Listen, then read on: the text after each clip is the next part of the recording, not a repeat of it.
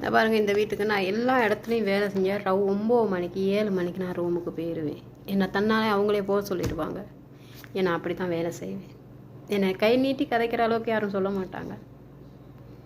நான் வாங்கி அடிப்பேன். சமானமாக சண்டை போடுவேன் இவங்களோட.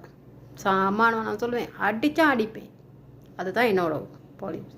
ஏன் நான் நேர்மையாக இருக்கிறேன், என் வேலை கரெக்டாக நடந்துக்கிட்டு இருக்குது. சரிங்களா? அதனால நான் பயப்படணும்னு அவசியம் இல்லை. எங்கே போனால் நம்ம நேர்மையாக இருந்தால் நம்மளை அசைக்க முடியாது யாராலையும். புரிஞ்ச?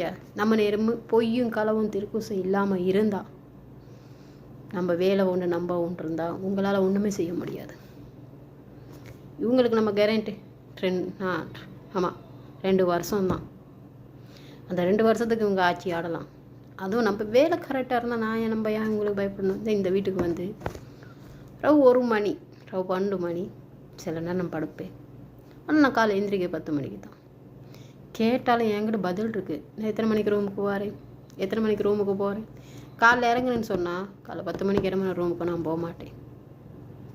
என் வேலை என்னென்ன இருக்கோ அத்தனையும் செய்வேன். டைமுக்கு சாப்பாடை கொடுப்பேன். டைம் ஏன் வேலை முடிஞ்சிடும். இங்கே நான் உட்காந்துருந்தா கூட ஏன் இப்போ கூட உட்காந்துதான் இருக்கேன், யாரும் ஏன் உட்காந்துருக்குன்னு கேட்க மாட்டாங்க. என் வேலை கரெக்டாக நடக்கும். அதே மாதிரி தான் இன்றைக்கும் நான் வெளிநாட்டில் தான் வாழ்கிறேன். என் வாழ்க்கை வெளிநாட்டு வாழ்க்கை தான். ஆனால் நான் ஒரு தனி மனுஷி. நான் என் தனி கையில் நான் எழும்பணும்னு சொல்லித்தான் நான் அந்த வெளிநாட்டில் வாழ்கிறேன். ஆனாலும் நான் இது வரைக்கும் இந்த வெளியே இருக்க ஏரியா என்னன்னு கூட எனக்கு தெரியாது. இருக்க ஏரியா என்ன வீடு நம்பரு எனக்கு தெரியாது. எந்த ஊர்லேயுமே தெரியுமா? தெரியாது. எதாக இருந்தால் நான் ஓப்பனாக அவங்ககிட்ட காய்ச்சிடுவேன். எனக்கு என்ன தேவையோ என்னை கூட்டிகிட்டு போ, என்ன தேவையோ நான் வாங்கிக்கிறேன்டா. வந்து இப்போ இத்தனை மாதமாச்சு. நானும் தான் அன்றைக்கி போய்ட்டு யூனிஃபார்ம் என் காசில் நான் வாங்கிட்டு வந்தேன். ஏன் நான் ஏஜென்சி போகணும்னு தான் சொன்னேன்.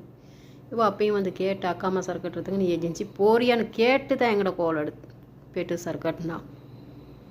இவங்களால் என்ன தள்ள முடியாது. சரிங்களா? நான் வந்து சரியான இடத்துக்கு நான் வந்து சரியாக நான் இருக்கிறேன். அதனால் இவங்களால யாராலையும் ஒன்றும் அது சட்டம் இல்லை. நம்ம நேர்மையாக இருந்தால் இவங்களால நம்மளை ஒன்றுமே செய்ய முடியாது. உங்களுக்கு முக்கியம் வேலை தான். நம்ம சம்பாதிக்க வந்துட்டோம். நம்ம ஒரு பொண்ணு, நம்மளை நம்பி அங்கே உயிர் எத்தனை உயிர் காத்துக்கிட்டு இருக்குது. அதை யோசிங்க. நம்ம இங்கே ஒரு உயிர் போகுது, அங்கே எத்தனை உயிர் காத்துக்கிட்டு இருக்குது. துக்கத்தை கொடுக்காங்க யாருக்கும். முடியலையா ஏஜென்சி கதைங்க. இந்த வீடியோ போட்டுக்கிட்டு சும்மா அழுந்துக்கிட்டு அதெல்லாம்